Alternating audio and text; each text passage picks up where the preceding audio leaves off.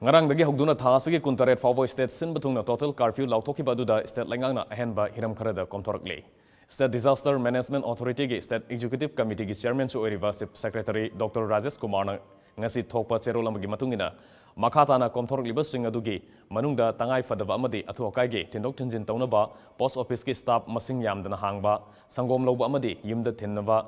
government ki farm singi sa usake machinja ke veterinary and animal husbandry, e-commerce delivery, hanagumna bank amasung ATM service haibidi, ningthokaba imsa kaisa amasung iraida, government amasung non-government service khaktagi hangba, ATM service amasung masida sel hapa, CAFN PD amasung FCI gi staff masung khwaidagi yamdana uthabagi thabak sathariba forest department, zoo amasung national park staff sing, NHIDCL gi lambi sembagi official sing amasung sinmishing, Asian Development Bank ki makada paikaliba lambi sembagi official amasung sinmi sing state asida leiriba railway project ki official amasung sinmi sing di Komthokhre hairi.